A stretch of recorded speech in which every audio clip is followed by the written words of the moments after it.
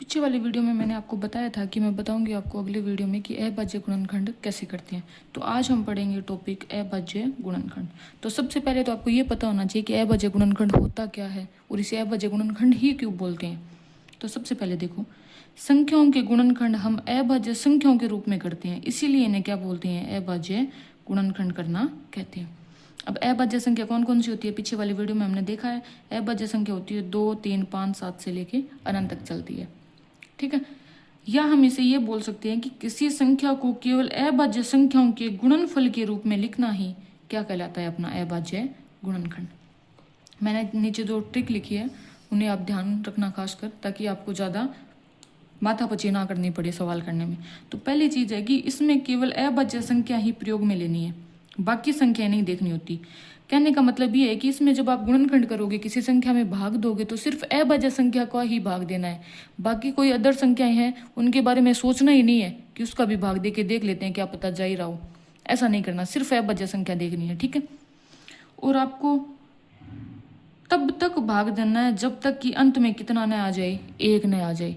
यानी तब तक भाग देते रहना है जब तक लास्ट में आपको एक प्राप्त नहीं हो जाए। ये दोनों ट्रिक आपको अच्छे से याद रखनी है, ठीक है।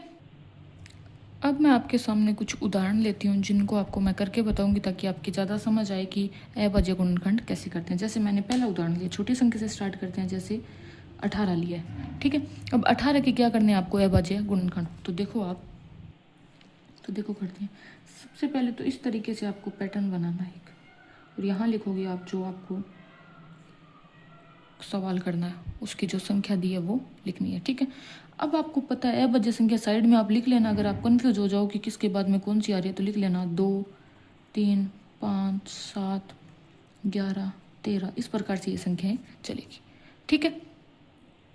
अब देखो 18 में देखो सबसे पहले क्या 2 का भाग जाता है क्या, देखना आपको दो का पाड़ा बोल के देखना है कि 2 के पाड़े में आता है या नहीं आता। और आपको अच्छे से पता है कि 2 के पाड़े में 18 आता है, और कहाँ तक आता है, 9 तक, ठीक है। अगर आपको कन्फ्यूजन है कि 9 आएगा कि नहीं आएगा, तो एक चीज़ करके देख लेना, ये ट्रिक लगा के देख लेना कि 9 का जब गुणा करोगे ऊपर वाले 2 से, तो हमेशा याद रखना इसे तिरछा गुणा करने पे हमेशा आपको क्या मिलेगा, ऊपर वाला मान। तो देखो यहाँ पे 9 को जब 2 से गुणा करूंगी तो 18 मिल रहा है क्या, 9 दूए 18, 9 आ गया। अब यहाँ देखो आगे वाला मान कौन सा है, 9। अब 9 में आगे देखो क्या 2 का भाग जाता है, नहीं जाता। 3 का जाता है, तो 3 का देना है। और कहाँ तक जाएगा, 3 दिए 9। अब समझ में नहीं आ रहा कि सही है या नहीं है, तो 3 का गुणा ऊपर वाले 3 से करके देख लेना कितना मिलेगा आपको, 9। तो 3 दिए 9, इसका मतलब गुणनखंड अपने क्या है, यहाँ तक सही। अब आगे क्या है, 3 में, और 3 में आपको पता है सिर्फ किसका भाग जाता है, 3 का। और कितने तक जाएगा, 1 तक। तो अगर समझ नहीं आ रहा है तो भी गुणा कर लेना आगे, 3 एकम 3, 3 एकम 3, ठीक है। इसका मतलब 3 मिल रहा है। लास्ट में क्या आ गया अपना, 1, क्या मिल गया, 1। और मैंने आपको पीछे वाले ट्रिक में बताया था कि जब तक आपको 1 प्राप्त नहीं हो जाता तब तक आपको क्या करना है, भाग देते रहना। तो अपने को 1 प्राप्त हो गया, तो अपने गुणनखंड क्या हो गए, साइड में आपको लिखना है 18 के गुणनखंड हो गए 2 गुणा 3 गुणा 3। और 1 आपको पता है सबके गुणनखंड 1 तो होता ही है, तो लास्ट में क्या लिख देना, 1, ठीक है। तो ये क्या है आपकी अभाज्य गुणनखंड, अभाज्य गुणनखंड, ठीक है। अब मैं एक और उदाहरण लेती हूँ आपके सामने, जैसे 105, ठीक है। 105 के आपको अभाज्य गुणनखंड करने हैं, ठीक है। तो देखो वहीं आपको पैटर्न बनाना है, और यहाँ लिखोगे 105, ठीक है।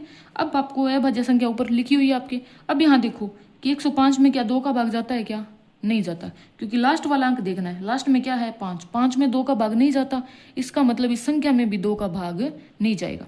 आगे देखो 3, 3 के भाजकता का नियम क्या है कि जब अंकों को हम जोड़ें तो उनमें अगर 3 का भाग जा रहा है तो इस संख्या में भी किसका भाग जाता है, 3 का। तो देखो 5 और 1 6, क्या 6 में 3 का भाग जाता है, जाता है। इसका मतलब इस पूरी संख्या में भी किसका भाग जाएगा, 3 का भाग जाएगा। तो दो 3 का भाग, ठीक है। अगर भाग देना आपको नहीं आता है तो साइड में आप भाग दे के देख लेना। मैं एक और वीडियो बना दूंगी शॉर्ट में भाग कैसे देते हैं, तो वो आप एक बार देख लेना, ठीक है। तो अभी मैं शॉर्ट में बता रही हूँ आपको। तो 105 में भाग किसका देना है, 3 का। तो सबसे पहले 3 का पाड़ा लिखना है, 3 एकम 3, 3 3 9,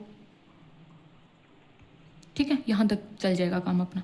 तो देखो 3 के पहाड़े में आपको देखना है कि 10 से छोटी कोई संख्या है या 10 के बराबर, तो कितना है 9, और कितने नंबर तक है 3 तक, तो 3 9, 10 में से 9 घटाना है, कितना आएगा 1, ऊपर से 5 उतारा 15, 15 कहाँ तक है 5 तक, लास्ट में शेषफल कितना मिल गया 0, तो मान कितना आया 35, तो यहाँ कितना मिलेगा 35। अब आपको दिक्कत आ रही है कि 35 सही है या नहीं है, तो 35 का गुणा कर लेना 3 से, 35 का गुणा कर लेना 3 से, आपको क्या मिलेगा 105 मिलना ही चाहिए, तब तो आपके गुणनखंड सही है, वरना क्या है गलत। अब देखो 35, अब 35 में देखना है कि 3 का भाग जाता है या नहीं जाता, या ये भाज्य संख्या में किसका भाग जाएगा, कौन सी संख्या का जाएगा, 2 का जाता है, नहीं जाएगा, क्योंकि लास्ट में क्या है 5।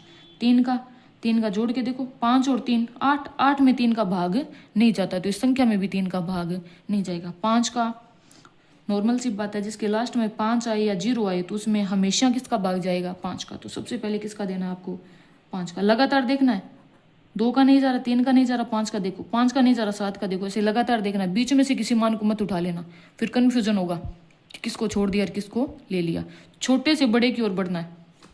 5 का कहाँ तक जाएगा, 5 के पहाड़े में 35 कहाँ तक आएगा 7, समझ नहीं आ रहा तो 7 का गुणा कर लेना 5 से, कितना आएगा 35, ठीक है।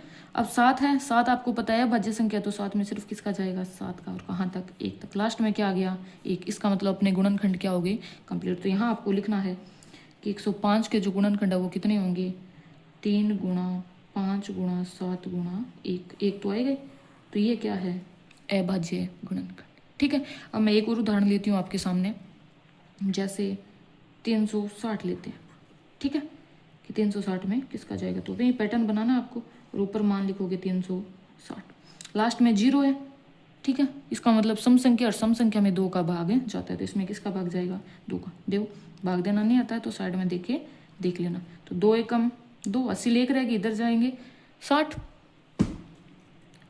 16 हो गए, 16, 8 2 16 और 0 का 0, अब लास्ट में 0, इसका मतलब 2 का फिर जाएगा, तो 2 का भाग 2, 9 2 18, 0 का 0, ऐसे भाग दे के देख लेना भाई साइड में। जैसे मैं बात करूँ 90 में किसका भाग जाएगा, तो 90 में 0 है तो किसका भाग जाएगा 2 का, तो 2 का 2 का पढ़ा लिखना, 2 4 6 8 10 ऐसे, ठीक है। अब 9 से छोटी संख्या कौन सी है 8, ठीक है, और 8 कितने नंबर पे है 4 नंबर, तो कहाँ तक भाग जाएगा 4, घटाया तो कितना आया 1, ऊपर से 0 उतारा, ठीक है, और अब कहाँ तक जाएगा 5 तक, लास्ट में शेषफल कितना आ गया 0, इसका मतलब भाग पूरा है, तो कितना आ गया 45। समझ नहीं आ रहा तो 45 का 2 से गुणा कर लेना 90 ही आएगा, 90 का 2 से गुणा कर देना 180 आएगा, 180 का 2 से गुणा कर देना कितना आएगा 360। अब आ गया 45, अब 45 में 2 का तो नहीं जाएगा क्योंकि लास्ट में 5 आ गया, अब आगे 2 3 का मतलब भाग देना हो तो क्या करेंगे, 5 और 3 4 को जोड़ेंगे, 5 और 4 कितने होते हैं 9, 9 में 3 का भाग जाता है, इसका मतलब इस संख्या में भी 9 3 का भाग जाएगा, तो 3 का भाग 2, 3 एकम 3, 80 लेकर रहेगी, इधर 15 हो गए, 5 3 15, ठीक है, 15 3 45, 15 3 45, अपना यहाँ तक गुणनखंड क्या है सही। अब 15 आया, 15 में आपको पता है किसका भाग जाता है 3 का, और कहाँ तक जाता है 5 तक, 5 3 15, 5 3 15, अब 5 में किसका भाग जाएगा, 2 का भी नहीं जाएगा, 3 का भी नहीं जाएगा, किसका जाएगा 5 का, और कहाँ तक जाएगा 1 तक, तो लास्ट में क्या आ गया मेरा 1, इसका मतलब मेरा अभाज्य गुणनखंड क्या हो गई पूरे। तो यहाँ नीचे लिखोगे 360 बराबर 2 गुणा 2 गुणा 2 गुणा 3 गुणा 3 गुणा 5, लास्ट में क्या लिख दोगी 1, क्योंकि आपको पता है 1 तो होता ही है सबका गुणनखंड, ठीक है। तो इस प्रकार आप अभाज्य संख्याओं के रूप में आप किसी भी संख्या के गुणनखंड लिख सकते हो, ठीक है। आज हमने समझा है अभाज्य गुणनखंड करना, ठीक है, भाग करना वो मैं आपको बाद में बताऊंगी, आगे जब वीडियो बनाऊंगी तब।